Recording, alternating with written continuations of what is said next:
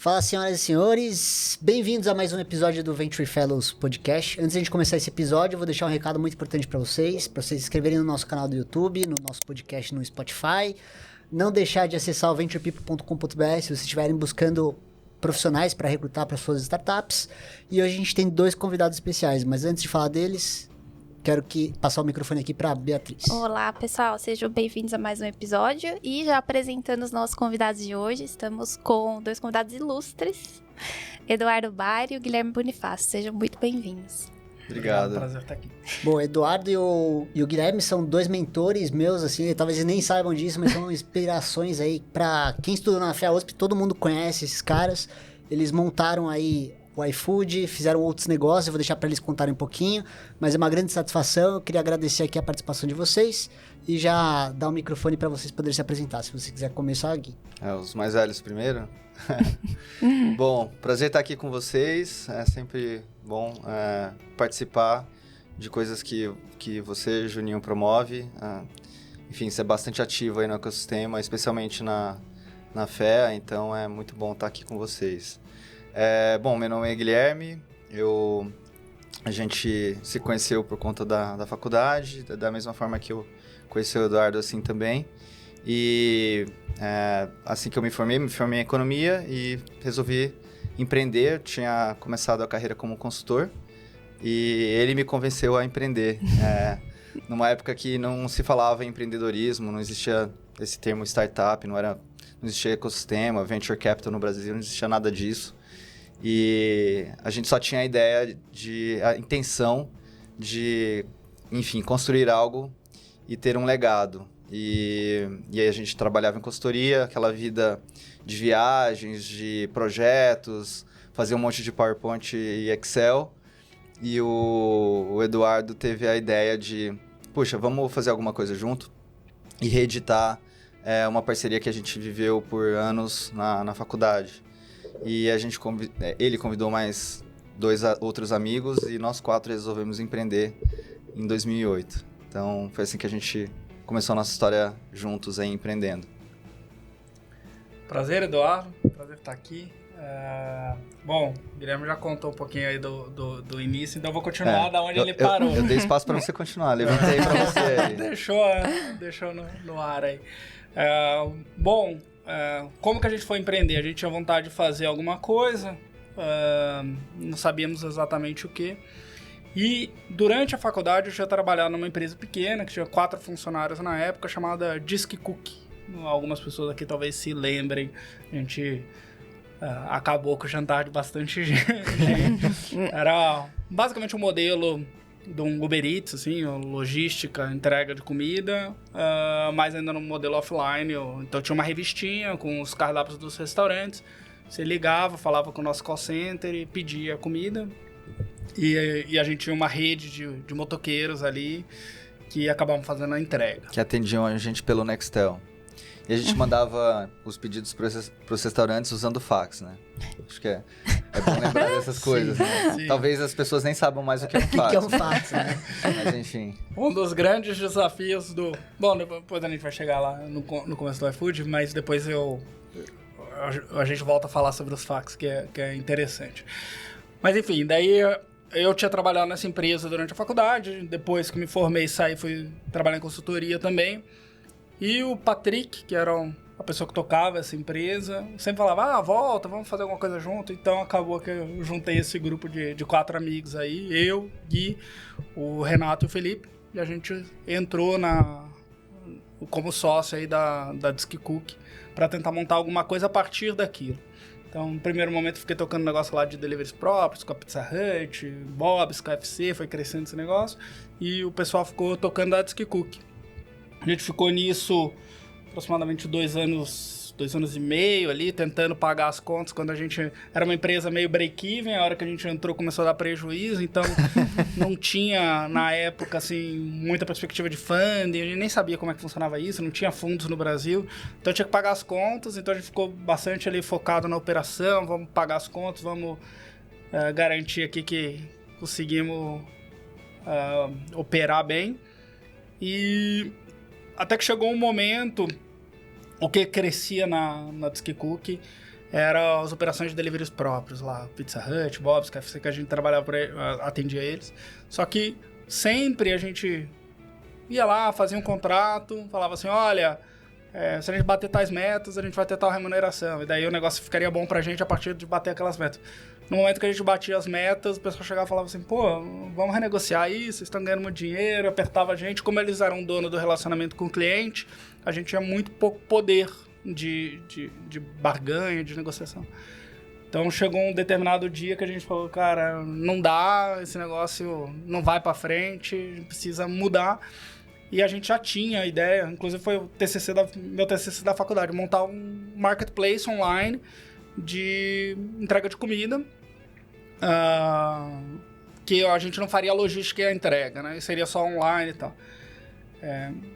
Daí a gente, isso também endereça a dor que a gente tava na hora ali, que era a gente não ter esse poder de barganha, não ser o dono do relacionamento com o cliente e tudo mais. Então, nesse momento, a gente falou assim, beleza, vamos tirar isso do papel, vamos fazer o tal do iFood acontecer. Só que não tinha muita perspectiva de funding. A gente tinha uma empresa que mal pagava as contas. Então, nesse momento, a gente acabou indo atrás de possíveis investidores e tal, e acabamos recebendo investimento da Warehouse Investimentos, que foi quando efetivamente o iFood nasceu, né? A gente conseguiu criar a plataforma, criar time, dividimos da operação da DiscCook. Então foi daí que nasceu o iFood. Voltando só no ponto fax, daí eu já deixo você continuar a história aí. Um dos grandes desafios quando a gente estava começando o iFood é que a gente mandava os pedidos por fax pela DiscCook, né? Então, volta e meia, o pedido chegava na casa, no restaurante, e ninguém via esse pedido. E ele ficava lá na cozinha esperando, e a gente não tinha confirmação. Daí, quando o motoqueiro ia até o restaurante, eu chegava lá e falava assim, cadê meu pedido? E daí o cara, pô, não fiz. Daí ele ia lá e preparava a comida. Então por isso que eu falo, que a gente estragou o jantar de bastante gente, porque atrasava, tinha um monte de problema operacional, não tinha GPS, não tinha controle sistêmico, era só por Nextel e tal. Daí, quando a gente foi lançar o iFood, uma das grandes inovações que a gente teve foi assim, a gente precisa ter a confirmação de que o restaurante viu a comida, o pedido. Daí a gente desenvolveu todo um sistema de comunicação com o restaurante. No primeiro momento era um POS, uma maquininha lá que imprimia, confirmava. E depois disso, quando os restaurantes começaram a ter internet, olha só, facilitou bastante a comunicação. Então, foi um dos grandes desafios do início do iFood, foi como que a gente confirmava que o restaurante recebeu o pedido. Que ano que era isso? Isso foi 2011, né? 2010. 2011. Então, a ideia inicial veio do seu TCC. Da onde que vinha essa vontade de empreender? Porque, como você disse, naquela época não existiam as referências que a gente tem hoje, né? Acho que veio um pouco a gente se conheceu mesmo na faculdade, trabalhando junto na empresa Júnior. E eu gostava muito daquele negócio de, cara, eu tô fazendo as coisas, a gente montou um monte de projetos junto. Então era... tô construindo algo que eu gosto, tenho gestão sobre o resultado, tô muito próximo do cliente, da necessidade. Temos autonomia, né? Autonomia. Então, eu gostava daí. Daí depois, quando eu fui trabalhar com o Patrick, nessa empresa, eu também eu criei uma proximidade muito grande com ele, e ele me dava uma autonomia assim que eu não teria numa grande empresa e tal. Então, só para deixar claro, você foi trabalhar como estagiário. Era estagiário. E basicamente ele tocava a empresa junto com o Patrick. Tinha estagiário empreendedor. 5 pessoas na empresa e ele era o braço direito dele. O braço direito do Patrick. Então eu olhava e falava assim, pô, legal o que o Patrick tá fazendo. O que eu não gostava da época era assim, não tinha muito time, recurso, sonho, visão, crescimento, cultura, não tinha nada disso. Era a gente fazendo ali, tentando resolver o dia a dia. Então eu gostava disso, de colocar a mão na massa e tal. Também tive uma oportunidade de trabalhar com o José Cláudio Terra, lá no Terraforum, que também foi bem no comecinho da empresa dele lá, que também tive essa exposição. Então, foram experiências que eu gostei. Daí quando eu fui trabalhar na BEM, empresa de consultoria, multinacional, processos super estruturados. E no final das contas você vai, entrega um relatório, um PowerPoint e tal. E a pessoa que vai executar aquilo não é você nem vê aquilo. Daí eu comecei a sentir muita falta disso. Eu tive a sorte de, na Bem, fazer alguns projetos para empreendedores, né? Então, eu fiz um projeto para um grupo que estava fazendo uma plantação de dendê na Amazônia. E ele estava começando o projeto. Daí fiz um outro uma ONG na Amazônia que o cara estava começando. Então, esses dois projetos, eu falava assim, olha só que legal, o cara está construindo um negócio, ele está empreendendo, está fazendo alguma coisa. E outros projetos que eram assim, PMI de uma empresa de telefonia que comprou uma empresa de TV a cabo. Daí eu falava, cara, não é isso que eu quero fazer. Então, foi dessa experiência que eu acho que eu criei convicção de que eu queria empreender. Mas é interessante isso, porque eu acho que se não fosse o fato da gente ter se juntado para fazer esse negócio, acho que a gente não teria tido coragem, assim. Então, eu acho que vem um pouco a sua pergunta da referência, é interessante, porque hoje você vê exemplos e você acaba tendo coragem e tem um ecossistema que te suporta de alguma forma, seja com mentoria, seja com referência, ou seja com recursos, né? Porque existem investidores, anjos, enfim. Na nossa época, a gente só tinha um ao outro. E a gente, na empresa Júnior, fez coisas juntos, né? Então, nós 4, eu, o Eduardo, o Renato e o Felipe, a gente olhou um pro outro, quer dizer, né? O Edu veio com essa ideia, o convite veio do Patrick, o Edu veio com a ideia da gente ir para dentro da Disquicu, que, no fim, resolveu o problema que ele trouxe, que era falta de time. Porque o que adianta ele ir lá tocar o negócio sozinho, né? Sem ter sócios e pessoas que ele confiava para fazer o negócio crescer. Então, o fato da gente ir junto fez com que a gente tivesse coragem de deixar os nossos empregos, porque afinal de contas ser consultor da Bem, né? Só para deixar claro, é do caralho, né? Não sei se eu posso falar a palavra aqui. Pode, fica à vontade.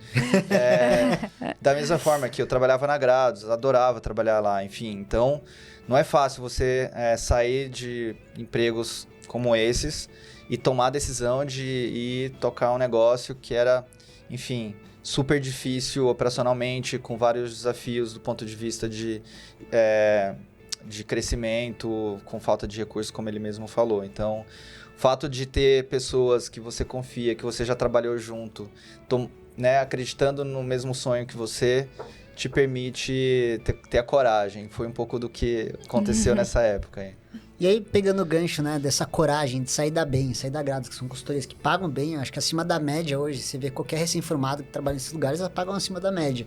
E aí, quando vocês tomaram a iniciativa de falar, beleza, vou empreender, eu tive uma experiência no Gympass, que eu fui quase empreender, né, eu fui um dos primeiros sócios lá do Gympass, eu tive que tomar um pay cut muito grande na minha remuneração.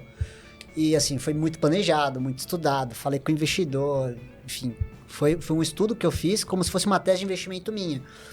No caso de vocês, como que vocês se prepararam para esse movimento de sair de uma consultoria para uma startup? Foi planejado financeiramente? Falou, não, vou na louca, vai dar certo. O que passou na cabeça de vocês para tomar essa decisão? A gente ganhava bem também, né? Mas a gente resolveu empreender para ganhar, sei lá, um terço ou metade do que a gente ganhava. E, assim, para mim foi muito mais, eu quero fazer algo diferente. Não foi muito assim, eu não sabia onde isso ia dar. E, na verdade, quando a gente criou o iFood, a gente tinha uma ideia de que o negócio seria muito menor do que, de fato, o que ele virou. Então, acho que foi muito mais a vontade de fazer algo junto e criar algo que a gente tivesse controle e autonomia, né, do que necessariamente uma tese de investimento super consciente, sabe? Foi um movimento consciente no sentido do que a gente não queria fazer. Pelo menos pra mim, eu vejo assim. Não consciente no sentido do que poderia ser, entendeu? E no final se tornou muito, muito maior e muito melhor do que eu esperava. Não só pela própria questão do iFood, mas como uma experiência de vida no sentido de empreender, sabe? Então, pra mim não foi tão consciente assim, mas, sei lá, talvez pra você tenha sido diferente. Acho que eu só complementando aqui, trazendo eu acho que a pergunta é boa no sentido de... As pessoas muitas vezes ficam, como é que eu faço para empreender e não ter recursos e tudo mais. Naquele momento na minha vida, e a Ana do Guilherme também, cara, não era casado, não tinha muitos custos. Não tinha o que perder também, né? Beleza, tem que conseguir pagar um aluguel que eu dividia com mais 4 pessoas, a gente dividia, morava junto. Então era assim, não tinha muitas obrigações e tal, né? Conforme você vai progredindo na vida, né? Vai passando tempo, daí, pô, tem filho, tem escola do filho, não sei o que, começa assim a ficar um pouco mais complicado e acho que exige um pouco mais de planejamento financeiro e tudo mais. Acho que você não quer se colocar numa posição de não consigo pagar a escola do meu filho. Acho que é bastante complicado. Então, como que você pensa sobre alternativas, né? E daí acho que pode ser juntar dinheiro, pode ser ter bastante consciência sobre o quanto de gastos que você assume, responsabilidades, onde você mora, o carro que você tem. Querendo ou não, os nossos gastos sempre acompanham o quanto a gente ganha, assim, né? Você vai ganhando mais, você vai gastando mais. Então, isso vai limitando, sim, a possibilidade de empreender. Acho que eu vivi um pouco mais intensa. A primeira vez lá no iFood foi meio... vamos lá, não tem muita responsabilidade. Quando eu tava voltando do MBA, depois vou chegar lá, né? Mas eu tava voltando do MBA em Stanford, com dívidas em dólar, né, para pagar o meu MBA, e voltei para ganhar não metade do que eu ganhava antes, mas para ganhar 1/10 do que os meus colegas estavam ganhando e com obrigação de pagar um financiamento estudantil em dólar e tal. Então ali eu senti mais essa pressão, assim, daí foi muito eu também já estava casado e tal. Então, cara, como que eu consigo me organizar? Quanto tempo que eu consigo levar isso? E beleza, naquele momento eu já tinha um pouco mais de consciência de que eu conseguiria levantar capital. Então, com isso eu fui criando as condições de contorno ali para viabilizar. No final você foi mapeando os riscos, né? Você foi fazendo todo um planejamento, né? Quando você não tem muito risco ou muito downside, como foi quando a gente resolveu se juntar, Cookie, e depois fundar o iFood, você não precisa pensar muito, que foi o que aconteceu. Mas depois, quando você começa a ter mais compromisso, você precisa se planejar, obviamente. Só acho que vale a pena fazer um último comentário sobre esse assunto, que eu acho que as pessoas também superestimam o risco, né? Porque eu não acho que a função do empreendedor financiar a companhia. Eu tenho bastante... eu nunca coloquei um centavo em companhia que eu empreendi. Por quê? Porque, cara, eu acho que existe a função do investidor e existe a função do empreendedor. A função do investidor é financiar a companhia. A função do empreendedor é criar o time, criar a execução, criar a estratégia e tudo mais. Então, se você desassocia esses dois papéis e você consegue, beleza, meu trabalho aqui, se eu quero viabilizar esse projeto, então eu vou trazer o suporte financeiro que eu preciso, eu vou trazer o investidor que eu preciso, eu vou caminhar com a companhia num ritmo um pouco mais devagar até eu conseguir dar espaço, financiar. Então eu acho que não necessariamente você precisa colocar seu próprio dinheiro. A segunda coisa é... Mas você vai ganhar menos, né? Na maior parte das vezes. Você vai ganhar menos, ok. Você tem que estar preparado para diminuir a sua base de custo, mas não é um risco de, beleza, vou quebrar e falir e acabou tudo e tudo mais. É assim, cara, quanto que é o mínimo que você precisa para viver? Acho que esse que é o mindset, né? Uhum. E o segundo beleza, deu tudo errado.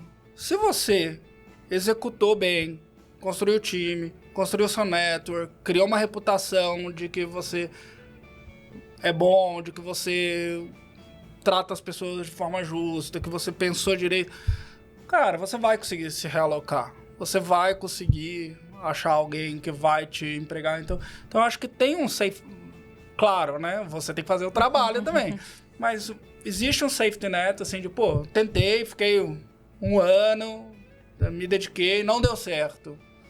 A minha opção, e daí talvez de um ponto de vista assim, privilegiado já ter alguma track record do iFood, eu vou assim, cara, se der tudo errado, eu vou ativar minha network, vou correr atrás, vou me candidatar para um emprego, vou conseguir um emprego, que eu vou conseguir sustentar minha família. Ok. Então, não necessariamente é tão arriscado assim empreender. É muito aquela cabeça de eu sou dono do meu destino, eu sei o que eu sou competente, o que eu sei fazer bem, e isso vai ser minha grande ancoragem, meu super trunfo para quando eu for me posicionar no mercado, se for preciso isso, né? Acho que só pra... Até o meu MBA lá em Stanford, né? Foi um pouco no sentido de, cara, me dá um safety net. O fato de eu ter lá um carimbo de Stanford, não sei o quê. Pô, se eu sabia que depois de... Porque você fala assim, para que você tem um MBA de Stanford para empreender? Talvez não precise obrigatoriamente. Mas eu sabia que se desse errado, não sei o que, ia me ajudar a me recolocar no mercado de trabalho e conseguir achar um caminho que eu não fosse tão sofrido no caso de dar errado, assim. Mas assim, o seu caso especificamente, o meu, de alguma forma, são casos de exceção. Mas aí falando de uma forma mais geral... mesmo quem não fundou, né, uma empresa que deu super certo ou que não tenha feito o MBA numa escola top, eu acho que o ponto é válido, né? Você empreender e você vai te gerar, abrir muitas portas e gerar um aprendizado gigante. E eu acho que hoje o mercado vê isso com muito bons olhos, assim. Empresas multinacionais, tipo bancos, enxergam pessoas que tiveram esse tipo de experiência de uma outra forma. Então, acho que mesmo quem não tem esse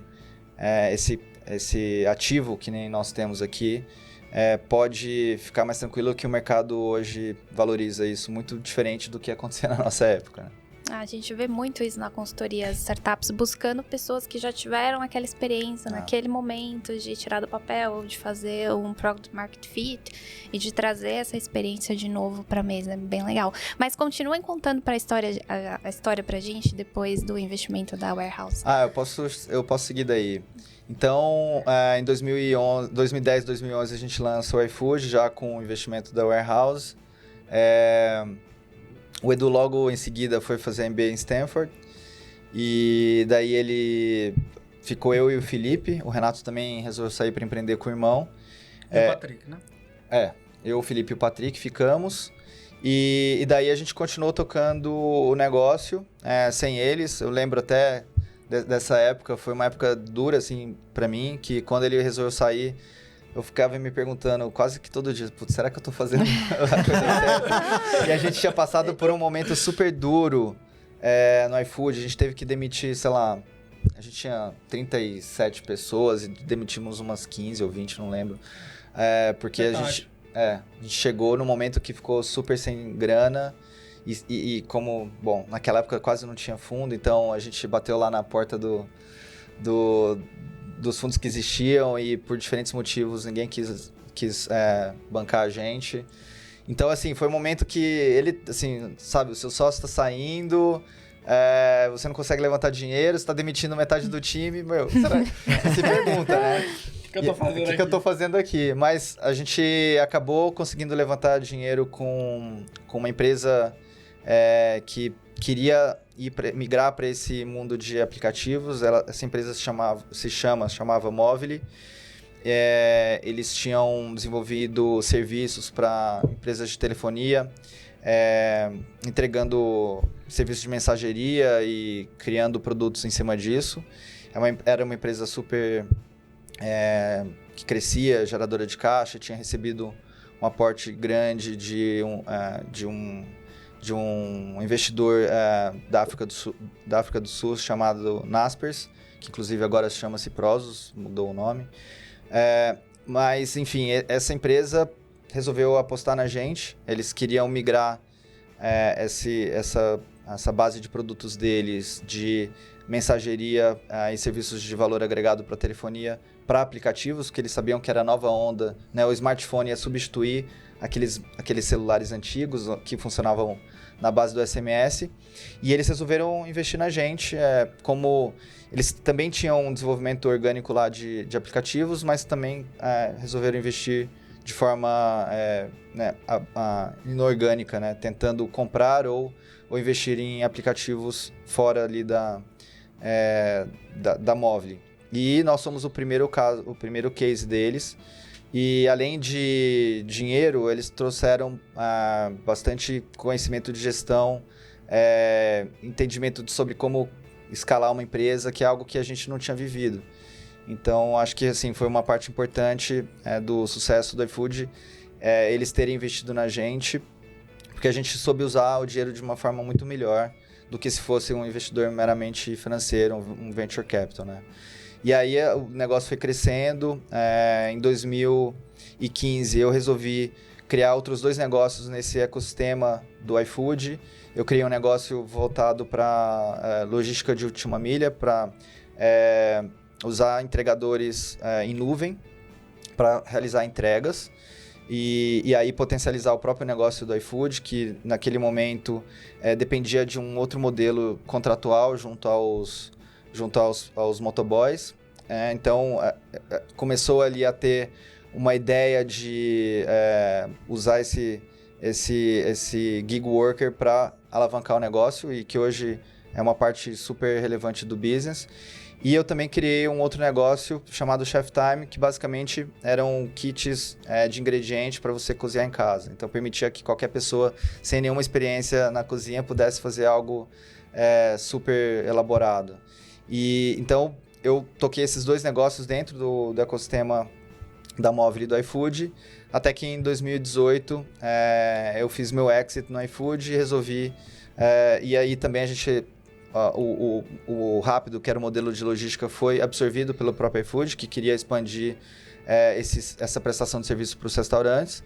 E o Pão de Açúcar comprou o Chef Time. Então, sei lá, em 6 meses eu fiz 3 exits, o que foi algo incrível. E daí, enfim, eu naquele momento eu queria tirar um sabático, mas foi um fracasso essa ideia. Durou 3 meses, eu resolvi, enfim, começar a atuar como anjo, ajudar os empreendedores, e posteriormente resolvi empreender de novo. Então, assim, o bichinho do empreendedorismo picou e eu não consegui mais me livrar disso. Nessa época, quando você criou esse ecossistema de gig workers, se eu não me engano, o iFood tinha alguma parceria com a Log nessa época, não tinha? Não, na verdade, o iFood tinha uma forma de contratação indireta dos motoboys. Eles usavam operadores logísticos para ter motoboys atuando para eles. Só que isso era um modelo pouco escalável. Na época, isso representava 5 a 10% do volume dos pedidos, muito pequeno. Posteriormente, com essa ideia de trabalhar com entregadores em nuvem, você consegue, enfim, falar diretamente com o entregador.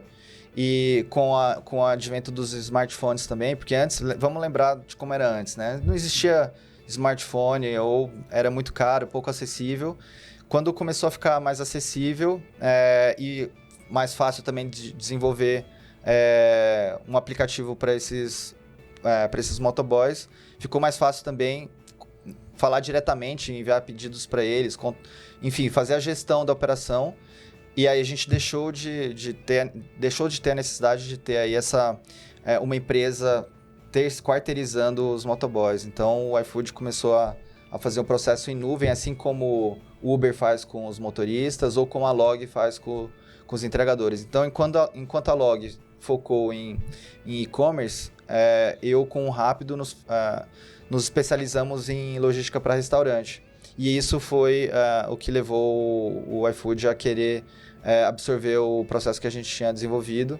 E hoje, assim, representa bastante das entregas deles. Acho que 40% das entregas são feitas, de 30% a 40% são feitas com esse processo onde o motoboy está em nuvem, recebendo os pedidos e ajudando o restaurante nessa tarefa de entregar o pedido. Porque a outra alternativa é o próprio restaurante se responsabilizar pela entrega, e nem todo restaurante tem esse know-how ou tem esse interesse. Então, hoje um restaurante pode entrar no iFood e não se preocupar com a logística, que foi algo que existe lá desde da Disque Cook, né, o que a gente fazia lá no começo, mas que com o passar do tempo a gente foi colocando tecnologia no processo e mudando o modelo que era de terceirização via operadores logísticos para um modelo em nuvem, usando o conceito aí de Uber, por exemplo. Naquele momento que você optou por criar o Rápido e o Chef Time, você tava no iFood, né? Isso. Como que foi pra você, dentro do iFood, falar assim, poxa, vou montar o Rápido, Foi um business case? Como que é esse movimento para poder viabilizar novos modelos de negócio dentro de uma empresa que está crescendo bastante? Então, fazia parte da ideia de investimentos na época, criar negócios que orbitavam aí em comida e logística.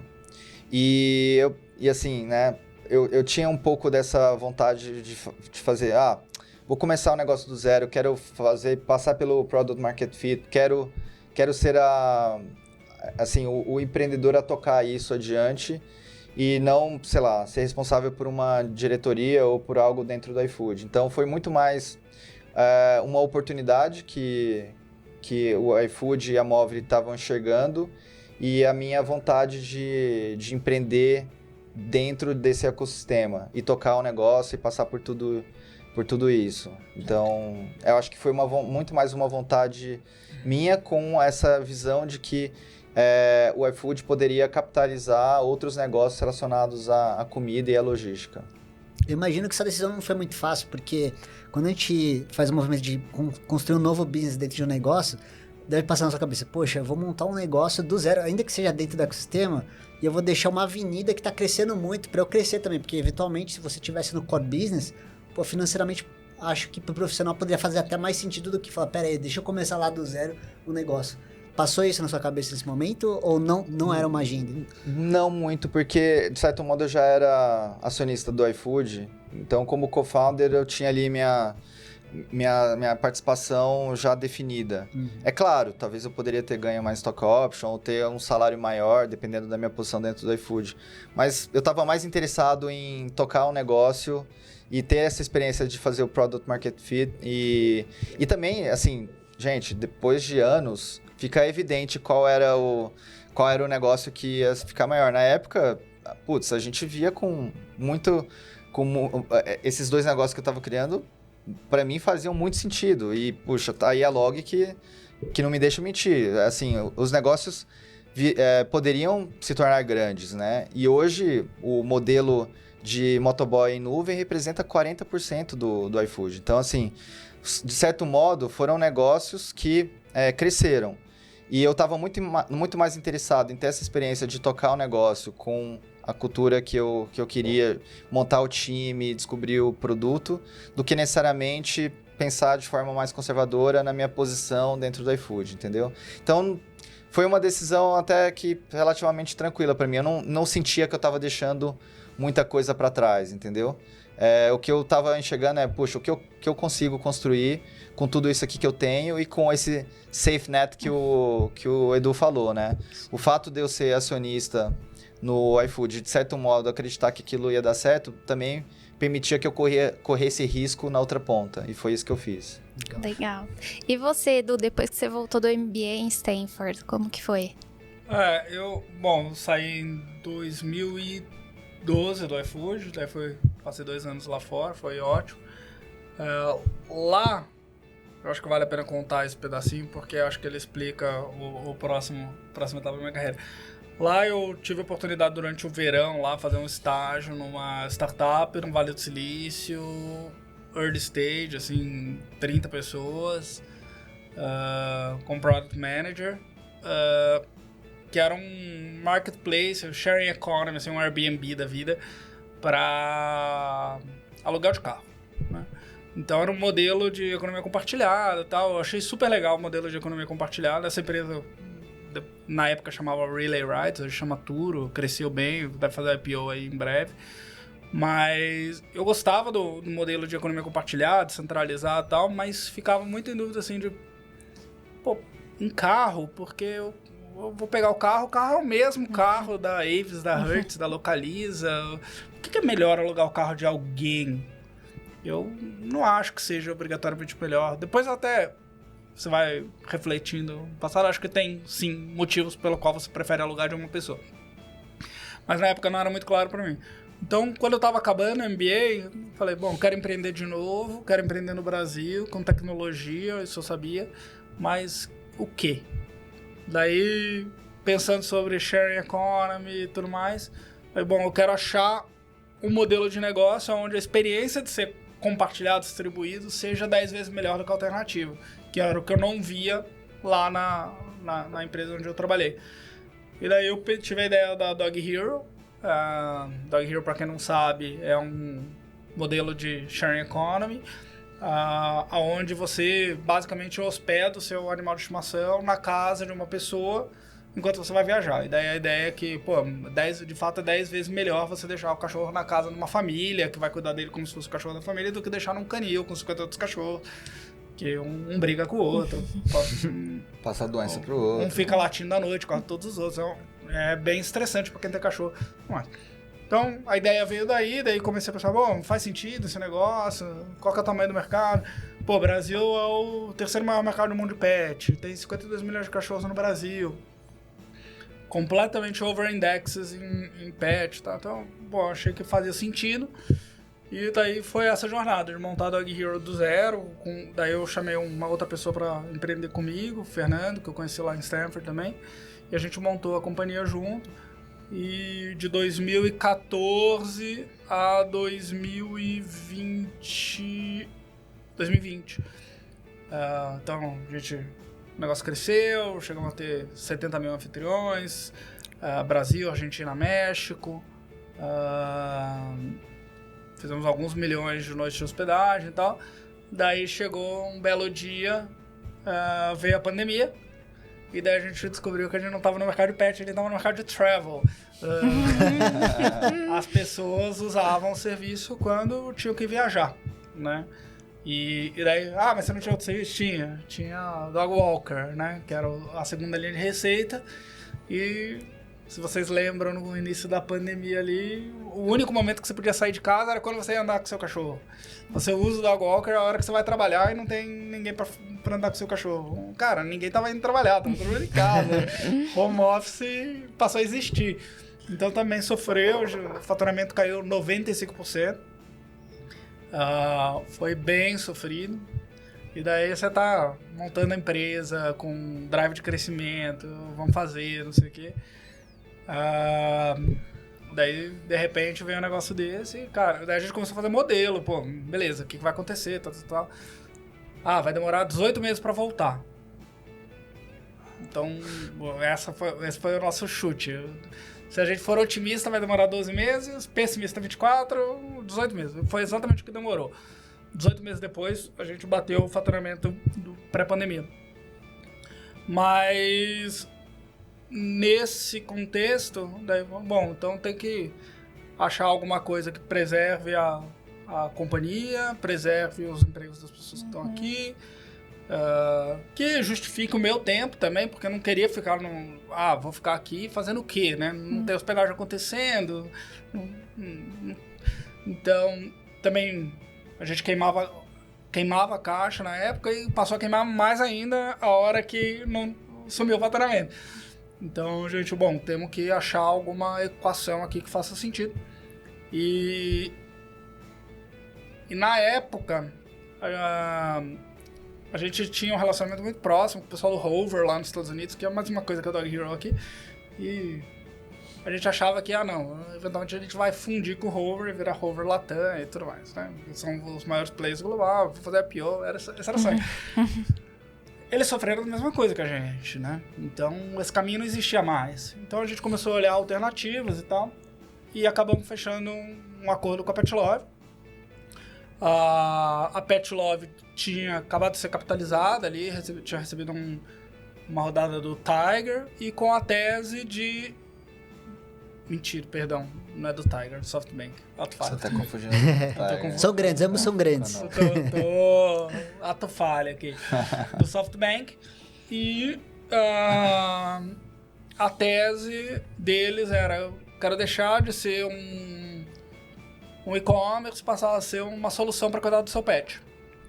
E daí a gente caía como uma luva lá. E eles estavam capitalizados, podiam esperar passar a pandemia, a gente sabia que o dia ia passar, né?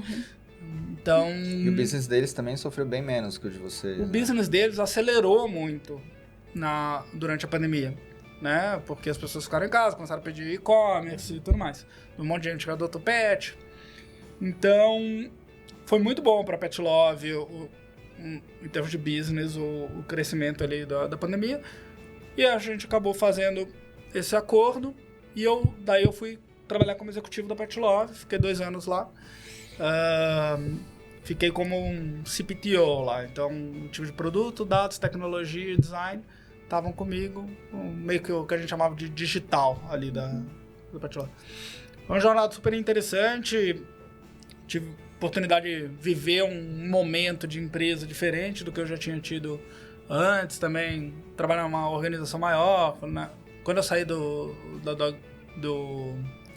iFood, tinham 40 funcionários. Quando eu saí quando eu fiz a venda da Dog Hero, a gente tinha chegado a 72 funcionários, tinha cortado por causa da pandemia. E daí eu entrei na Petlove, que tinha 1.500 funcionários. Então foi um aprendizado, assim, de trabalhar em equipes maiores, processos. Foi super bacana, aprendi. Mas cheguei à conclusão que não era o caminho ali que eu desejava e acabei saindo 2 anos depois. Passei 2 anos, foi super bacana, mas saí 2 anos depois da Petlove. E agora, daí passei um tempo no mini sabático aí, fiquei 8 meses. E agora estou como CEO da Nomad. Muito bom. Nesse processo, olhando para essa transição de venda, né, da Dog Hero para Petlove, qual que é a diferença para o empreendedor trabalhar um negócio próprio? E imagino que você como se fosse empregado da Petlove, né? Sim. Como que foi para você esse choque?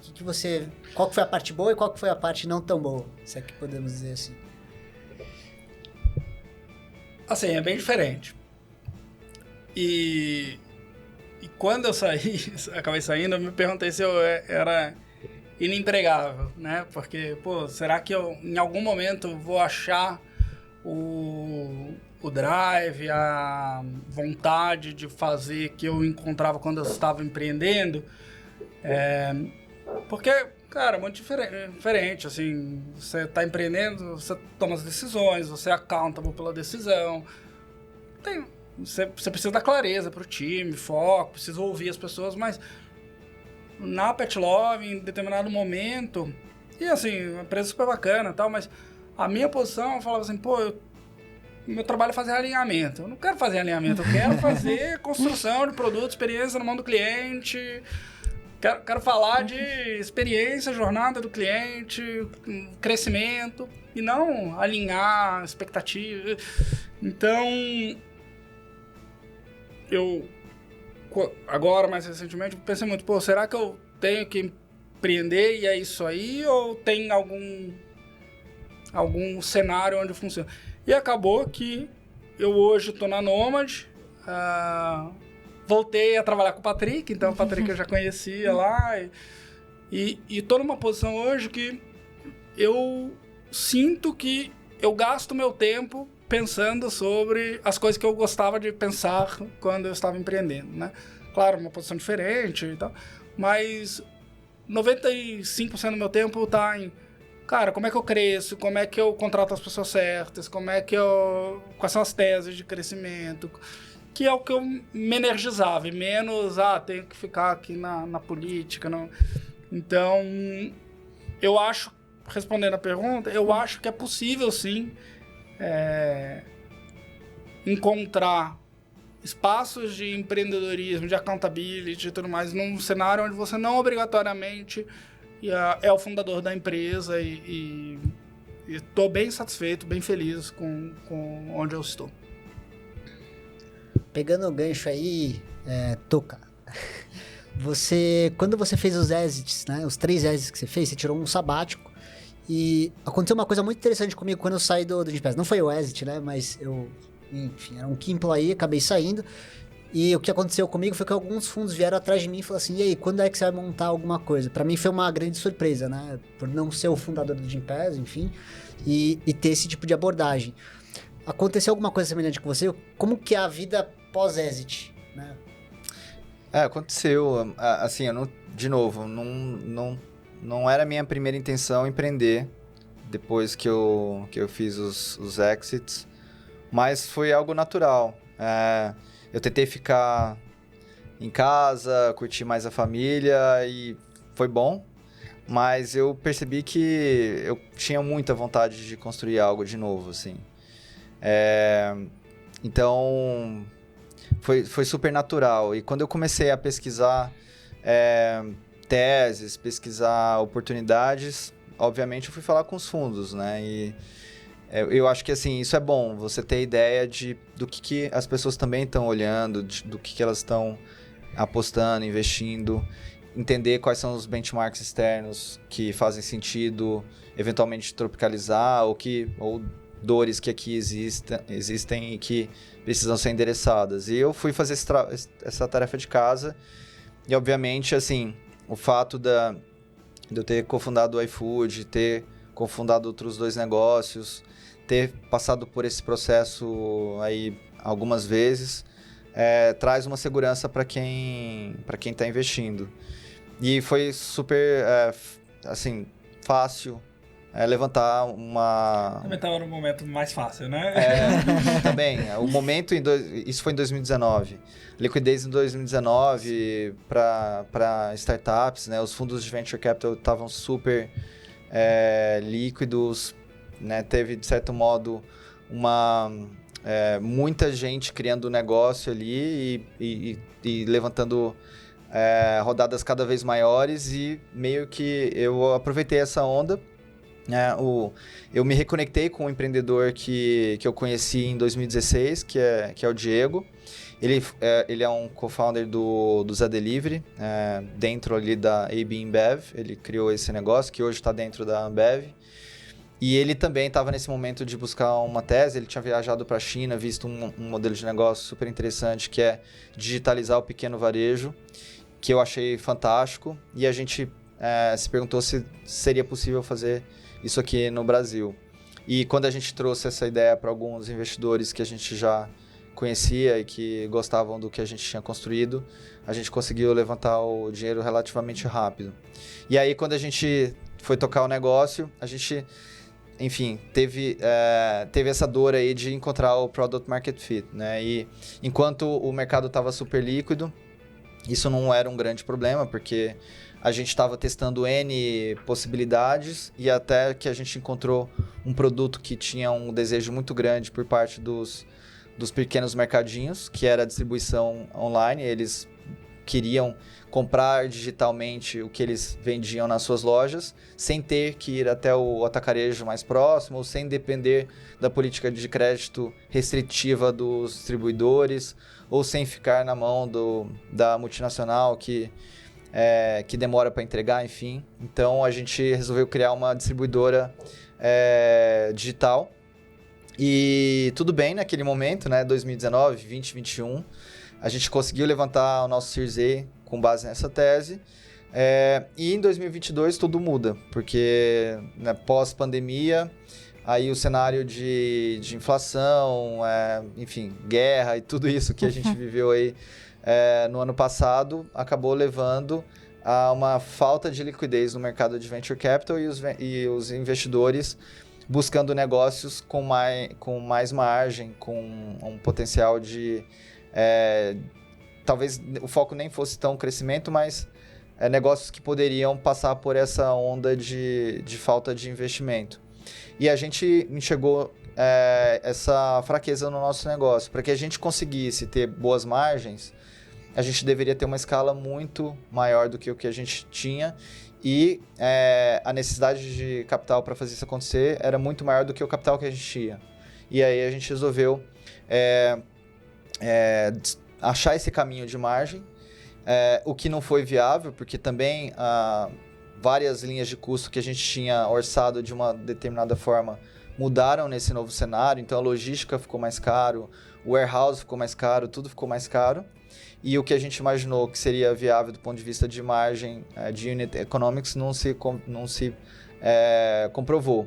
E ao longo do ano de 2022, a gente foi tentando encontrar esses caminhos, não encontramos, e a gente resolveu pivotar o modelo de negócio. Então, a gente fechou a operação da Mercê, demitimos todo mundo, ficou eu e o Diego, e aí a gente está com o dinheiro que sobrou, e sobrou bastante dinheiro, porque a gente foi super consciente nesse processo. A gente tem 60% do que a gente levantou no Series A, o que hoje seria quase um novo Series A. A gente tem 6 milhões de dólares em caixa e a gente pensou que talvez fizesse sentido buscar um negócio que já exista e que já tenha passado pelo Product Market Fit, que a gente possa aportar essa grana e colocar a nossa experiência como empreendedores dentro desse negócio e tocar junto com os empreendedores. E é exatamente isso que a gente está fazendo agora. A gente descobriu um business que a gente adora e a gente está tentando convencer os nossos investidores a embarcar nessa conosco, né? A gente, obviamente, não vai forçar ninguém a ir, mas quem quiser ir junto pode fazer parte dessa nova jornada e é isso que a gente entende que pode ser feito. Também, se isso não acontecer, a gente devolve o dinheiro, consciente de que a gente fez a escolha mais diligente né, no uso do dinheiro dos nossos investidores. Então, momento de gatilho é relevante, né? Então assim, Sim. E tem vários exemplos, né? É meio que um search fund ou um SPAC, né? Sim. É interessante isso, porque às vezes você tem que se reinventar e pensar um pouquinho diferente de como as coisas normalmente são feitas dentro de Venture Capital, mas o que a gente está tentando fazer não é muito comum, mas enfim, pode fazer sentido para a gente, né? Para o uso do nosso tempo e pode fazer sentido para o uso dos recursos dos nossos investidores. O que a gente acredita é que em bons negócios, né? Não importa se fui eu que fundei, não importa qual é a indústria, se é um bom negócio, eu acho que precisa ser olhado com carinho e é isso que a gente está buscando agora. Tem que ter uma cabeça pragmática, né? Sim.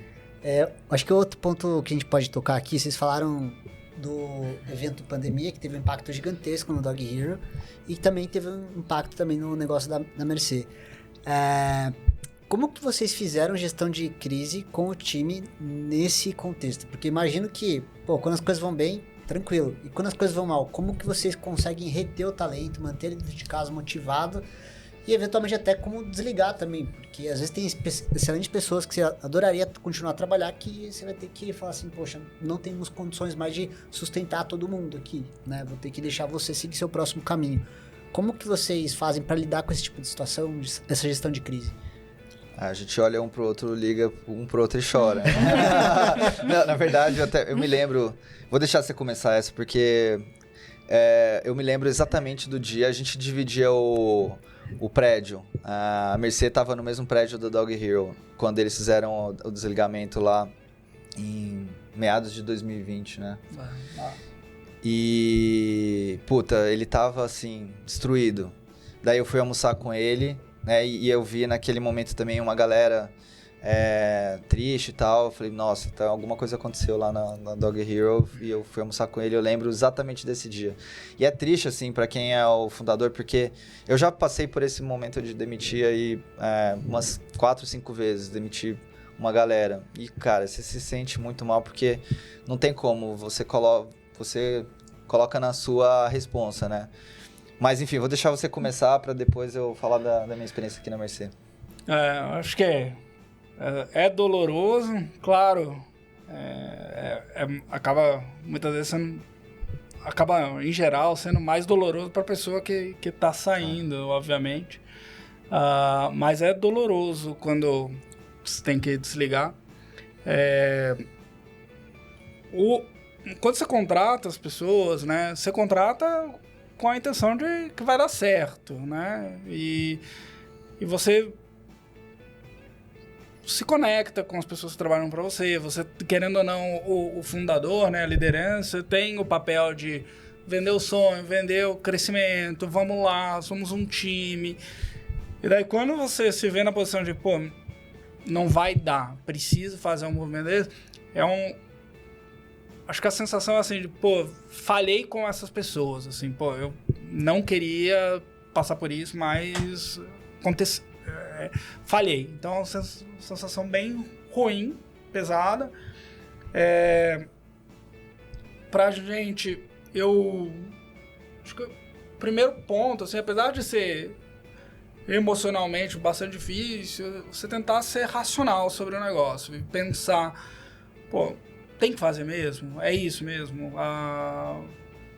Cara, a gente tava no meio de uma pandemia, a gente caiu 95% do faturamento. beleza, manter todo mundo, na verdade eu tô mantendo as pessoas durante alguns meses, porque daqui a pouco acaba o dinheiro. Então, também pensar sobre as pessoas que vão ficar, né? E que as pessoas vão conseguir manter o emprego delas, a empresa vai se perpetuar, vai continuar, tudo mais. Então, eu acho que manter uma racionalidade, pensar no que é melhor para a companhia mesmo. Acho que ter empatia pelas pessoas impactadas. Uma coisa que me chamou bastante atenção nesse caso, e foi o primeiro, acho que foi o único que eu tive que fazer assim grande, de desligamentos em massa. Tinham pessoas que eu achava que iriam entender e que nunca mais falaram comigo. E tinham pessoas que eu achei que não iriam entender e chegaram a falar assim, cara, imagino que esteja sendo super difícil pra você, tal, conta comigo, papai, que eu tenho um ótimo relacionamento até hoje. Então você nunca sabe como é que as pessoas vão reagir. Mas é sobre ter empatia, sobre ter vulnerabilidade. O que a gente fez quando a gente fez o desligamento, que eu acho que foi bem acertado, assim, a gente fez o desligamento, tinha que fazer mesmo, não tinha jeito. E depois a gente tentamos comunicar as pessoas e cuidar delas e tal, mas depois a gente chamou o restante do time. Galera, vamos conversar. O que vocês querem saber sobre as decisões? E o racional que a gente usou de quem que ficaria na companhia não eram nem assim, quem são as melhores pessoas obrigatoriamente. Assim, quem são as pessoas que são essenciais para esse próximo momento da companhia. Então, não necessariamente as pessoas que foram desligadas, aliás, não é que a pessoa foi desligada por ela ser ruim, é porque o momento da companhia dali para frente seria outro, e o skill, o capability que ela podia aportar não seria o mais necessário numa priorização. Então, não sei se eu respondi essa pergunta, acho que sim. Eu acho que tem uma coisa que é fundamental, que é a comunicação. E acho que os nossos movimentos lá na Mercer foram muito bem pensados nesse sentido. Então, assim, qual que é a nossa... A gente foi super transparente ao longo do ano de 2022, assim, mostrando que o mundo tinha mudado, que a gente não estava sendo pessimista, porque isso é uma outra coisa, né? Às vezes a pessoa não... Puxa, é para tanto, né? Tudo bem, o valuation das empresas de tech nos Estados Unidos cair 70%, o que isso impacta aqui para uma empresa Series A no Brasil, né? Assim, você tem que explicar como isso impacta, como que isso impacta as novas rodadas de fundraise e como que você precisa se organizar para passar por isso. Então, a gente foi muito feliz e muito transparente nesse processo, mostrando os impactos que a gente previa e que no final de fato ocorreram e o que a gente tinha que fazer para virar o jogo. E qual seria o impacto se a gente não virasse o jogo? A gente deixou claro, é óbvio que você corre o risco aí de algumas pessoas resolverem sair. Mas a gente também garantiu para todo mundo que tudo isso seria comunicado com muita antecedência e que a gente prepararia o processo, o terreno. Então, quando a gente resolveu, passaram, 6 meses de inúmeras tentativas de melhorar o economics no business, e a gente não conseguiu, a gente chegou para o time e falou, olha, essas eram as metas, vocês acompanham toda semana a nossa luta para bater a meta, a gente não bateu a meta, a gente vai desligar, e a gente já chegou com o pacote pronto, indicando claramente quem ficava e qual era a meta para quem ficava, porque poderia acontecer de novo, como aconteceu, e indicando qual era o pacote de saída para quem saía e que a gente ia cuidar super dessas pessoas. Então, assim, é óbvio que você não pode não pode causar o pânico antes das coisas acontecerem, mas eu acho que você pode preparar o terreno e você pode ter bastante cuidado com quem fica e com quem sai também. E aí, no dia da comunicação, a gente falou primeiro A gente alinhou com os líderes quem eram as pessoas que saíam e que ficavam, né? Considerando isso que o Edu falou, que é super relevante, né? Quem são as pessoas que eu preciso para esse novo momento? E depois que a gente alinhou isso com os líderes, ou seja, eles participaram da decisão. Então, foi um negócio que não era o founder lá cortando, ou a pessoa de RH cortando, né? Era o líder que estava pensando com o founder e com as pessoas ali da liderança quem era importante estar naquele momento. E depois que a gente tomou a decisão, a gente falou primeiro com quem ficava e falou que ia acontecer. E falou que elas tinham sido escolhidas porque elas eram importantes. E aí deu uma certa tranquilidade para que não houvesse aquele sentimento de todo mundo abandonar o barco, né? E depois a gente foi falando individualmente e quando possível, pessoalmente, com as pessoas que seriam desligadas.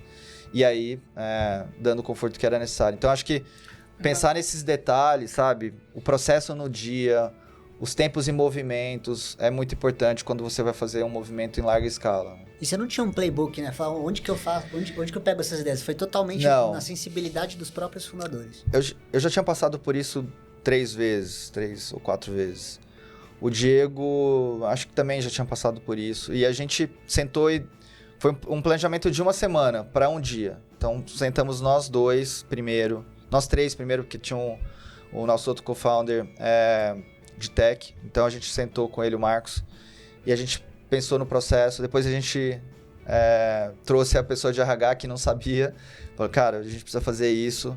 E aí, a gente refinou o processo por uma semana para daí tomar essa sequência de ações no dia que a gente tinha definido. Então, acho que pensar nisso, em todos esses detalhes, traz uma segurança para quem está ficando, para quem está saindo, e apaga um pouco daquela questão assim, por que eu? Sabe? Porque daí, quando tudo é muito, muito claro e muito racional no que é possível ser racional, a pessoa pensa, puxa, não é só sobre mim, é sobre a longevidade da companhia, assim, tira um pouco dessa sensação do porquê eu, sabe? Engraçado, tô ouvindo o playbook que você seguiu, né? A forma como a gente fez lá na Dog Hero, quando teve que ser feito, foi diferente. A gente seguiu um playbook diferente. Mas eu acho que o que é talvez o mais relevante é assim, você pensar sobre isso, né? O que funciona para o seu time, o que funciona para as pessoas que estão saindo, o que funciona para as pessoas que estão ficando. E daí você perguntou, como é que você fez? Eu fui conversar com pessoas que já tinham passado por isso. Como é que você teria feito diferente? O que funcionou, o que não funcionou? Então, o playbook que a gente seguiu foi bem diferente. Assim, a gente não comunicou as pessoas que iam ficar antes, a gente acabou tendo que fazer desligamentos em grupo, mas foi feito, que eu acho que é o importante nessas situações, com cuidado, pensado. Você tinha clareza do qual que eram as mensagens em cada uma das conversas, e eu acho que é mais sobre pensar nessas coisas, nos tempos e movimentos, na logística, na mensagem que você quer passar, em como você quer tratar aquelas pessoas, se colocar na posição da pessoa e entender como que ela vai receber aquilo, tentar ser empático. Então, daí a implementação disso, acho que tem algumas formas diferentes de fazer. Varia.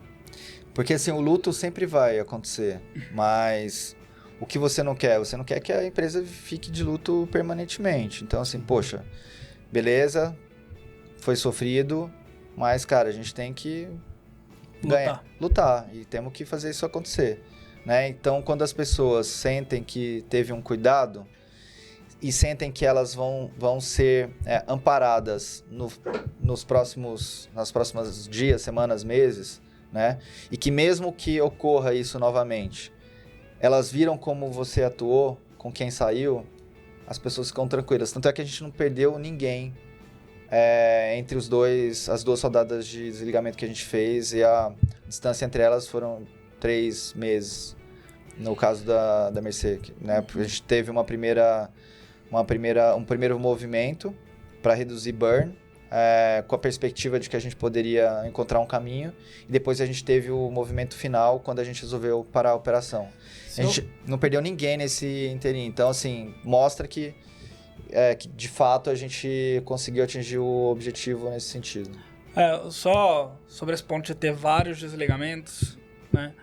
O que eu acho que no caso aí que você está narrando, Gui, ele tem uma particularidade que é assim, olha, a gente está fazendo esse desligamento e isso aqui é o que precisa ser verdade para que a gente não precise fazer outro. E tá claro para todo mundo aqui, pessoal, vocês estão ficando, esse é o desafio, esse é o risco e tudo mais, né?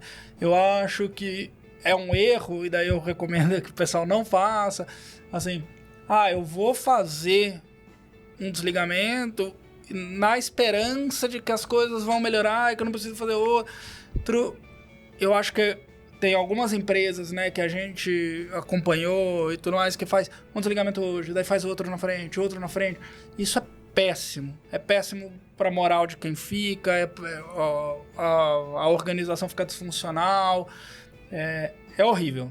Então, se você vai fazer um desligamento, que ele seja profundo para você não ter que fazer outro. Ou se ainda, mesmo fazendo aquele desligamento profundo, ainda tiver eventualmente a possibilidade de você ter que fazer outro, você tem que dar clareza para as pessoas. Olha, se isso aqui e essas são as condições de contorno, não acontecer, a gente vai ter que fazer outro desligamento. Ficar na ansiedade de, será que vai acontecer? Será que o Gui vai acordar um belo dia e vai acordar de mau humor e passar todo mundo? É muito ruim para a organização. Foi muito bom você ter falado isso, porque talvez não tenha ficado claro no que eu estava comentando. Eu acho que a nossa situação era super específica de fato, e a gente tinha exatamente o que precisava ocorrer para que não tivesse outro desligamento e a gente... E daí você vai comunicando. E a gente comunicou. Então, era uma situação muito específica. De fato, você ficar fazendo isso em rodadas sucessivas é a pior coisa que você pode fazer. Faça uma vez bem feito para não ter que fazer mais. É muito traumático. No nosso caso era diferente, porque a gente não tinha, assim... A gente entendeu que era mais fácil mostrar qual era a situação, a próxima rodada, e as pessoas ficaram. Então, de certo modo, a gente conseguiu atingir o objetivo. Mas faça uma vez bem feito e evite esse negócio de gerar ansiedade, porque senão, enfim, é o pior que você pode fazer. Concordo 100% com seu parte aí, obrigado. E ao longo da jornada de vocês como um todo, tem algo que vocês fariam diferente? Putz, difícil, hein? Várias coisas. Essa pergunta eu acho sempre um pouco tricky, assim, porque... Depois que passa, fica fácil, né? É o famoso fácil ser engenheiro de obra pronta, né? Então, assim, pegar o exemplo óbvio, talvez, da minha trajetória, eu saí do iFood no começo, tinha 40 pessoas. Se eu tivesse ficado lá, talvez, financeiramente, ou tudo mais, teria sido muito melhor. Na época, com as informações que eu tinha, com o momento de vida que eu tinha, com a perspectiva que se delineava naquele momento, eu achei que fazia sentido e tomei a decisão e vivo em paz com ela, porque era uma decisão...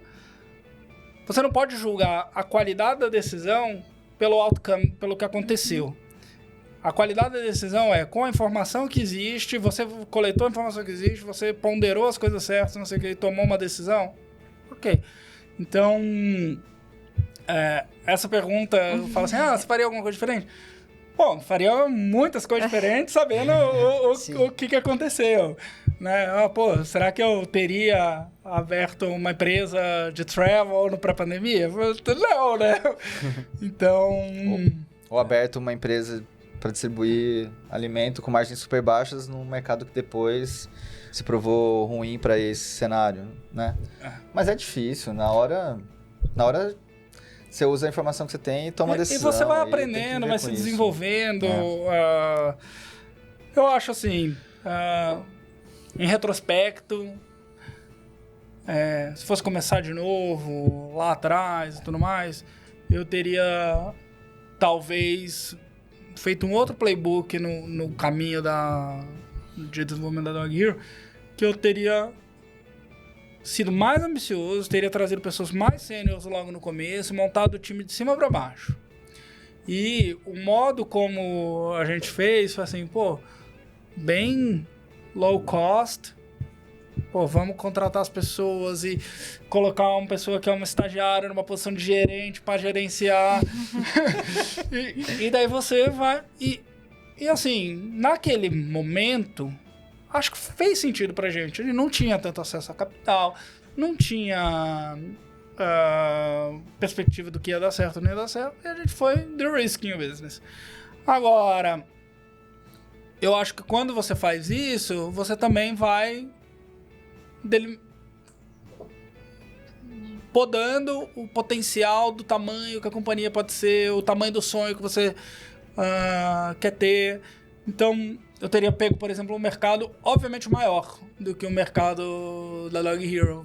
Hoje, na época, eu falava assim, eu faturo zero, dá pra fazer uma empresa de 200 milhões de dólares? Dá, acho que dá. Só que, falava assim, depois eu me preocupo com isso. E daí, na prática, o cara que tá investindo no seu Série A, ele já tá fazendo Série B, já tá pensando no Série C, que já tá pensando... beleza, como é que eu vou fazer o IPO desse negócio? Então, eu faria... O cara, isso traz tudo a valor presente e você já delimita quanto de dinheiro você consegue levantar, qual que é o tipo de pessoas que você consegue trazer, qual que é a estrutura, então tem implicações. Mas eu só aprendi hoje. Eu não teria aprendido isso se eu tivesse lá atrás, não passado por esse caminho e tudo mais. Você tem que saber o jogo que você está jogando, no fundo é isso. No nosso caso, que a gente passou por jornadas que a gente levantou dinheiro e tudo mais. Precisa saber o que o investidor está olhando, qual é o checklist dele, como ele toma a decisão, o que ele está buscando para você entender o tipo de negócio que faz sentido para ele. Eu lembro da gente discutir na época do Dog Hero sobre o addressable market, né? Sim. E, enfim, na época, não, beleza, é o que você falou. Depois a gente resolve isso. Eu faturo zero. Quando eu estiver faturando 50, eu me preocupo com o tamanho do mercado. E claramente é uma coisa fundamental. Tanto é que esse ponto, eu como investidor anjo, talvez seja a primeira coisa que eu veja na hora de tomar uma decisão sobre investir ou não. Mas, por exemplo, o lance da margem na Mercê, né? Foi igualzinho. Vamos garantir que o cliente ame o nosso negócio, ame o nosso produto. Depois a gente preocupa com a margem. Depois eu me preocupo. Um ano depois, cara, todo mundo só fala em margem. Cadê a margem? O seu negócio naturalmente está limitado na margem. Porque você tem empresas super fortes fornecendo o produto, muitas delas com distribuição própria, você compete com um monte de gigante. E o mercadinho, a única coisa que ele pensa é em pagar mais barato. Então você está estrangulado dos dois lados, né? Mas é burrice? Não, fazia um sentido na época. Vamos criar esse produto aqui, a gente já sabe que a margem dele vai ser baixa, e aí depois a gente... Com o cliente fiel, a gente upsell outras coisas. Só que o nosso cavalo de Troia se provou ruim nesse sentido. Porque a margem que antes a gente imaginava que ia ser 4, 5, virou menos 4, menos 5. Então, assim, é um pouco disso, né? O próximo negócio que eu for fazer, e é o que a gente está olhando agora, é um negócio de margem de contribuição de 85%, cara. Nunca mais quero fazer esse negócio aí. Apresenta esse negócio. Nunca mais, né? Tô fazendo um banco. Tá. Banco e Exagerei, vai. Eu exagerei, mas margem de contribuição acima de 40, 50, sabe? Nunca mais quero fazer um negócio que eu tenho que ficar contando centavo para buscar, para ter unit economics, sabe? Do mesmo jeito que eu acho que você nunca mais vai fazer um negócio com addressable market pequeno. Então, acho que são coisas que a gente, na época, pensa e acha que não é tão importante, e no final... E assim, de novo, né? Faça engenharia de obra pronta. Cara, quando a gente tava começando no iFood, a gente não tinha a menor ideia de podia ser o tamanho que os economics iam funcionar. Você vai aprendendo a jornada... Se jogando, né? Mas nisso assim, quando a gente conversa com as pessoas que não são muito de tech, né? Pessoas assim do mercado e tal, assim, as pessoas mais experientes, digamos, né? Pra elas é muito óbvio. Mano, todo mundo come 3 vezes por dia, cara. Qualquer coisa que você faça em comida, se for bem... Effect. se for bem feito, vai dar certo, né? Network Effect, tipo, o quanto isso é relevante quando você ganha escala e o quanto é difícil você tirar a posição do player número 1, que é o caso do iFood. Então, assim, essas coisas, essas lógicas de mercado, de economia, se aplicam muito e você tem que levar isso em conta na hora de empreender. Então, acho que foram bons aprendizados que a gente teve ao longo da nossa vida aí. E aí, quando a gente olha pro empreendedor, eu e a Bia, a gente sente isso na prática, né? A gente não tem investidor no nosso caso. E vira e mexe, a gente tem algumas dúvidas. Putz, será que a gente tá fazendo certo? Será que tá fazendo errado? A quem eu recorro, né? Às vezes eu recorro a você, recorro ao Eduardo, mas você não vai estar sempre disponível ali pra mim. E eu fico me colocando no lugar de vocês. Como que vocês faziam pra aprender, pra aplicar na prática, pra resolver os problemas que vocês tinham no dia a dia? O que vocês faziam? Ao que você recorria? Era livro? Era contato? Como que vocês resolviam os problemas que vocês tinham no dia a dia que vocês não tinham ideia de como resolver? Cara, é muito tentativa e erro. Mas assim, entre nós também, a gente conversava muito. No caso do iFood, quando a Móvel investiu, a gente se apoiou muito no que eles já tinham feito, porque eles tinham passado pelos estágios que a gente estava passando, no sentido de implementar planejamento, implementar uma cultura. Então, assim, teve várias coisas que eu aprendi vindo deles. E depois, obviamente, quando você fica cada vez mais experiente, você melhora a qualidade do seu network nesse sentido também. Então, outras pessoas começam a empreender e você começa a aprender de diversas formas. Eu acho que, seja livro, seja falando... Eu por exemplo, me apoio muito, muito mais nisso, né? Nas experiências que eu tive e nas pessoas com quem eu me relaciono que poderiam ser professores de várias coisas. Por exemplo, o Eduardo, ou o César, ou o Felipe, enfim... caras que são geniais no que fazem e que eu posso, né, pegar o telefone e aproveitar o fato de que são pessoas próximas a mim. Mas eu acho que assim, você não tem que ter vergonha de fazer as perguntas, sabe? De parecer burro. Eu acho que não existe pergunta burra, né? Eu aprendi isso muito com os meus filhos. Tipo, as perguntas deles são as melhores, porque são as perguntas que você não sabe responder, assim, cara, porque você nunca pensou como aquilo é feito. Então, assim, quando você começa a entender a lógica das coisas, mostra que você está fazendo as perguntas certas e aí você não tem que ter medo e vergonha de perguntar. Então, nunca tive esse problema e sou cara de pau mesmo e assim você aprende mais rápido. Eu não sei se eu sou particularmente bom nisso. Eu acho que uma coisa que eu fiz bem foi escolher meus co-founders bem. Então, acho que ajuda ter alguém que tá passando pelo mesmo contexto que você, que tá pensando sobre aquilo, que você consegue trocar ideia, construir junto. Então, isso sim. E uma coisa que eu acho que aí sim foi legal também, e que talvez seja actionable para sua pergunta, a gente tava montando um marketplace de sharing economy na Dog Hero. Então, eu convidei, a gente tinha um conselho de administração, que eram 2 investidores, eu e o Fernando, que eram os 2 fundadores, e a gente trouxe uma pessoa independente, que era o André Haddad, que era o fundador da Turo, ou fundador não, CEO da Turo, que era a empresa de sharing economy lá dos Estados Unidos.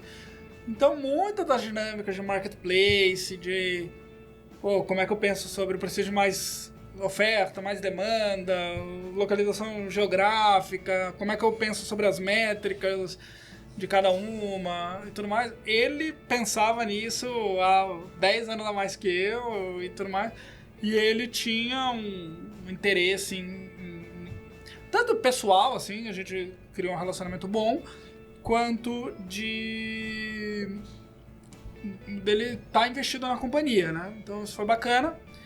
E a outra coisa com o pessoal do Hover, que é uma empresa que... Então, desde o início, assim, a gente foi estabelecendo um relacionamento com eles. Eles já era uma empresa bem maior e tal. E a gente, olha, eu sou um empreendedor aqui do Brasil, não sei o quê. Posso ir aí? Bater um papo, apresentar? E a gente foi cultivando esse relacionamento, sem saber muito onde aquilo ia dar, mas assim, deixa eu te contar como é que tá evoluindo aqui, como é que eu tô pensando sobre isso, não sei o quê. Chegou um determinado momento que eles investiram na Dog Hero, se tornaram acionistas, e daí quando eles se tornaram acionistas, a gente começou a interagir bem mais, e eles já estavam assim, muito mais evoluídos que a gente, tal, são uma empresa pública hoje, então a gente foi coletando conhecimento ali também deles. Então, pessoas que vivem... Eu gosto de pessoas que fizeram as coisas, né? Não que sabem só a teoria da coisa.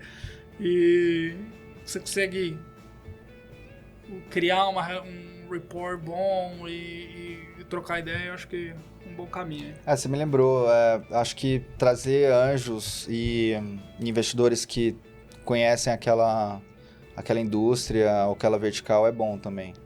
Quando a gente foi montar a Mercê, a gente trouxe anjos que conheciam de varejo, que complementavam a nossa experiência em coisas que a gente talvez tivesse menos visibilidade. Então, acho que montar o cap table dessa forma, com anjos ou mesmo com fundos que tenham investidas parecidas, ajuda. E acho que a gente fez isso bem na Mercê também. Bom, eu vou fazer uma última pergunta antes do encerramento. Antes de você receber aporte de algum investidor, o que você olha nos fundos de Venture Capital, especificamente nos fundos de Venture Capital, para dizer se aquele vai ser o seu investidor ou não? E o que você considera um red flag para o seu negócio, quando você olha para um fundo de Venture Capital? Acho que a primeira coisa que você tem que entender é qual que é a tese do seu investidor, né? As pessoas às vezes acham que vou pegar uma lista que sai mandando spam para as pessoas. Cara, a efetividade disso é baixíssima, para não dizer nula. Então, assim, quem são os fundos que investem em seed no Brasil? Quem são os fundos que investem em Series A no Brasil? O que esses caras estão procurando?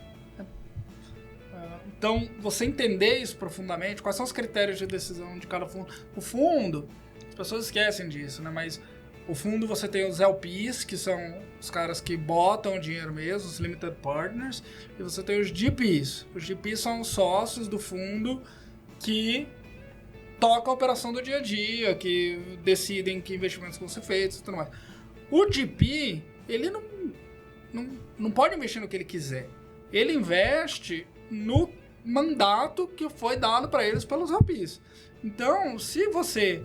eu tenho uma empresa maravilhosa aqui, não sei o que, mas o mandato do cara é Estados Unidos e você tá no Brasil, não vai rolar. Não vai rolar. Então, você entender os mandatos dos fundos, quem são os fundos que estão ativos... Quem são os fundos que têm dinheiro mesmo? Porque tem muito fundo morto-vivo. Aquele fundo que levantou lá, o primeiro fundo lá atrás, já investiu 80% do fundo, não captou o segundo, mas está lá, você vai falar com ele, fica fazendo reunião, blá, blá, blá, blá. Mas que ele não tem capacidade de... O cara lidera ou o cara não lidera, ele só follow. Então você ter o mapeamento do fundo direito, e daí... Entender quem são os sócios do fundo, fazer reference check com pessoas que são investidas por eles.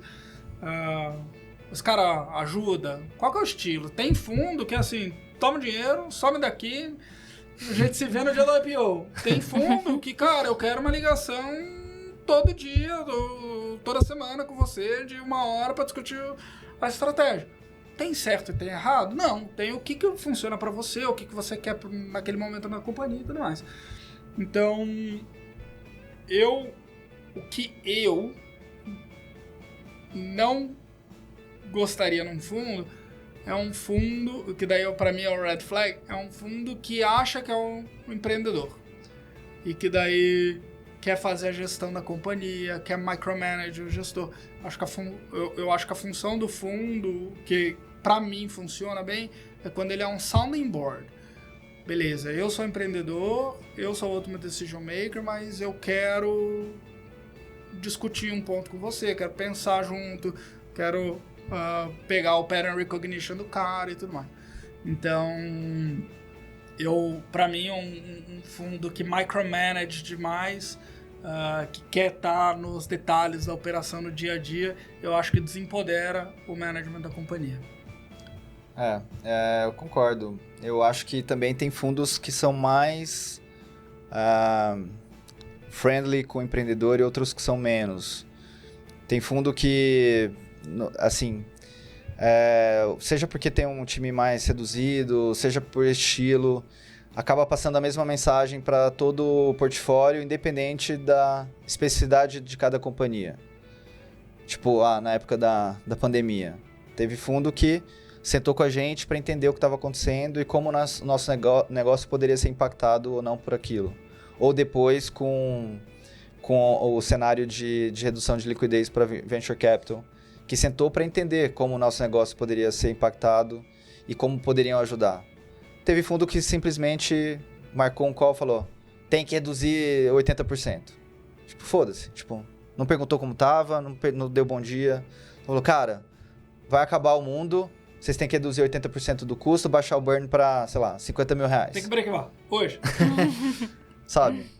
Não dá, né? Então, assim, eu acho que esse tipo de postura que você acaba ignorando vários aspectos, tudo bem, você pode até chegar na conclusão que você precisa mesmo reduzir o burn e que precisa cortar 80% do time. Mas isso tem que ser construído, sabe? Quando o negócio é imposto, não importa a sua especificidade, você se sente, cara, desempoderado do seu papel de empreendedor. E aí não funciona. Tem uma coisa que eu acho que é importante, é assim, qual que é a estrutura de governança do fundo, né? E pode parecer etéreo e tal, mas eu acho que se manifesta muito, muito bem na prática. Tem fundos que você tá falando efetivamente com o decision maker, o cara que é o sócio. Tem outros que você tá falando com alguém que responde para alguém, e daí o decision maker tá a 4 rodadas de distância. Então, e isso, na prática, pode ser muito ruim. O que eu quero dizer? Teve uma vez que a gente estava falando com o fundo, a gente falou com o representante desse fundo, eu não vou falar muitos detalhes, falamos com o representante do fundo, o cara gostou, não sei o que, não, eu quero fazer e tal. Aí, em algum momento, precisava tomar a decisão. E daí a gente, beleza, quem toma a decisão é o Joãozinho, que eu nunca tinha falado na vida, que não tinha contexto da companhia. Daí entro num call, eu e o Joãozinho fala assim, não vamos investir, não vamos pôr o cheque, porque o caminho de saída de vocês, de desinvestimento, é único e exclusivamente vendendo para a empresa X. O que eu vejo. E a empresa X, eu conheço os caras lá, eles nunca vão... Eles não gostam de inorgânicos, eles querem sempre build. No build versus buy, eles querem build. Só que ele nem me falou isso. Ele simplesmente falou, não vamos fazer, desligou. Depois eu fui perguntar e essa era a razão. Fui perguntar pra pessoa que eu tinha contato. Enquanto eu estava falando com ele, eu estava com o term sheet dessa empresa que era o potencial acquire, querendo comprar a companhia. E o cara nunca me perguntou. Então, assim, o cara vem lá de paraquedas, com as heurísticas dele, e toma as decisões que são decisões importantíssimas para o futuro da companhia, com 5 minutos de contexto. Então, assim, tem um fundo que você tem a proximidade, que você saiba como ele pensa, como ele toma... Eu gosto muito do pessoal da Kazek. E o pessoal da Kazek, a coisa que eu mais gostava com eles era assim, eles tinham frame, pelo menos no relacionamento comigo, não posso falar o relacionamento com todos os empreendedores, não conheço. Mas o relacionamento comigo era muito bom, que eu sabia assim, eu sei como eles pensam, eu sei qual que é o framework que eles tomam decisão. Então quando eu ia falar com eles, preciso de mais dinheiro, vamos pra cá, vamos pra lá, vamos investir nisso aqui, vamos investir naquilo, eu já sabia que o que ele ia levar em consideração na A, B e C, como que ele organizava, o que era importante para ele. E isso, no dia a dia do relacionamento com o investidor, você não quer ficar tendo que esconder a informação dele, playing games com o cara. Você quer ter certeza que vocês estão alinhados e tudo mais. Então, isso era a coisa que eu mais gostava do pessoal da Cazé, que era que eu sabia exatamente, antes de falar com eles, o que eles iam me dizer. E eram previsíveis e consistentes. E eu acho que o papel de um fundo também é te ajudar na próxima rodada. Então, esse é um jogo que você está sempre, né? Quer dizer, se você tiver uma trajetória, sei lá, meio padrão, você está sempre fazendo... Sempre vai ter uma próxima rodada, a não ser que você chegue no IPO. E o fundo que está entrando agora, assim, você tem que... Ele é esperado, eu como empreendedor gostaria que ele me ajudasse a abrir portas ou me ajudar a me preparar para uma próxima rodada, porque ele entende o que o próximo investidor está buscando também. Então, acho que, pensando aqui, agora não no red flag, mas no que eu gostaria, eu acho que é uma coisa que é importante, que nem sempre os empreendedores têm visibilidade, né? Porque essa é uma jornada quase que única de um empreendedor, né? Provavelmente você, como empreendedor, vai fazer um Series B, um Series C na sua vida, né?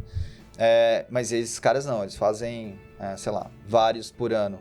Então, você entender o que você precisa construir, um pouco do que o Edu falou, né? Qual é o frame, não só do seu investidor, mas do que o outro cara está esperando, e o seu investidor poder te ajudar nesse sentido é muito bom, assim.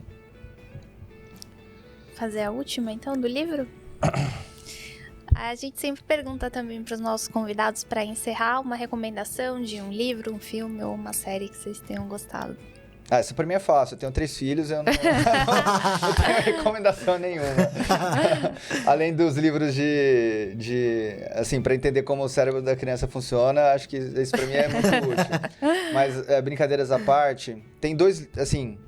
Eu não gosto muito de dar sugestões de livro de business, assim, sabe? Putz... Aí tem os clássicos que todo mundo lê, enfim. Mas 2 livros que eu amo de ler, que eu amei ler e que eu recomendo para todo mundo, também são meio... Um é Meio Lugar Comum, que é Sapiens, mas tem um outro que é do Saramago. Aliás, 2 do Saramago, que eu adoro, que o Evangelho segundo Jesus Cristo e Ensaio sobre a Cegueira, porque... me mostra como é o ser humano, assim. Acho que, para mim, grande parte do meu trabalho é entender como funciona o ser humano, e são livros que te ensinam muito isso. Eu acho que... e mesmo os Sapiens mostram um pouco desse caminho, né? Como foi a nossa história, como a gente chegou até aqui, e como as coisas foram construídas. Acho que, para mim, é muito interessante pensar dessa forma. Eu também não vou dar dica de livro de empresa, não. A Helena é recém-nascida também, né? Quantos meses? 3 meses. 3 meses. Nem tá dormindo ainda você, né? Tô querendo sonhar com isso. Vou dar dica de 2 livros. Um é Justiça, do Michael Sandel, que é bem bacana mesmo. Eu li faz um tempinho já, antes da Helena nascer. É sobre o que é moral, o que não é moral, o que é moral, frameworks para pensar sobre isso. Acho que sempre bom a gente ter a bússola afiada aí sobre esse tema. Bem bacana, uma leitura fácil sobre um tema complexo. Então, legal. E o outro é O Novo Iluminismo, do Pinker, que é uma defesa da racionalidade e da ciência em momentos não tão racionais e científicos que a gente tem vivido, principalmente aí recentemente, acho que pandemia, a gente viu bastante coisa acontecendo, e é muito interessante, assim, como a ciência, a racionalidade trouxe a gente num progresso, assim, absurdo, e daí ele vai mostrando cada uma das esferas, todas as métricas, as coisas melhoraram depois da ciência, do iluminismo e tudo mais. E ele fala bastante sobre o papel da ciência, da racionalidade, e como a gente tem abandonado a nossa crença na ciência e os perigos disso. Então, livro importante para o momento que a gente está vivendo. Recomendo. Legal. Um recado final aí para os empreendedores nesse exato momento em que a gente está com uma ressaca de Venture Capital. O que vocês diriam para quem está empreendendo, para os nossos empreendedores, nossa audiência aqui? Coragem, né? As coisas melhoram, assim. A gente já viveu ciclos, né, de alta, de baixa. A gente resolveu empreender num momento super difícil, em 2008, quando não existia isso aqui. Estava tendo a crise nos Estados Unidos também, dos bancos, enfim, falência e tudo mais. Então, depois vieram por muito tempo, né? Empreender não significava muita coisa, até que vieram os anos de bonança. Agora a gente está num momento difícil de novo. Então, assim, a vida é cíclica, né? Você tem que estar preparado para esses dois momentos, aproveitar as oportunidades quando o momento é de alta e se preparar para tomar decisões corretas e, enfim, buscar os drivers corretos quando as coisas não estão... quando o macro não ajuda. Então, a coragem e, enfim, tentem ter consciência do que vocês estão fazendo. Controle o seu burn, né? Acho que as empresas morrem de falta de caixa, né? Então, garanta que você tem ou pelo menos um caminho para levantar dinheiro que você consiga ter convicção de que vai dar certo, ou um caminho para você ser profitable, estender o seu runway. E acho que esse é o mais óbvio no momento que a gente está vivendo aí. E lembre-se que às vezes a gente vê a pinga que o outro toma, mas não vê o tombo que ele leva. Então todo mundo leva tombo mesmo. Acho que a gente contou um pouquinho aqui dos percalços, de ter que cortar gente no iFood, de ter que... de pandemia, de não sei o quê. Daí sai lá na historinha, não, pô, já tinha a ideia lá, o unicórnio, e você só vê a parte boa, a parte fácil, né, a parte glamourosa, e quando você tá no dia a dia, assim, você olha pro lado e fala assim, pô, mas só eu que tô me ferrando, não, todo mundo se ferra um pouco, faz parte, resiliência, faz parte do jogo.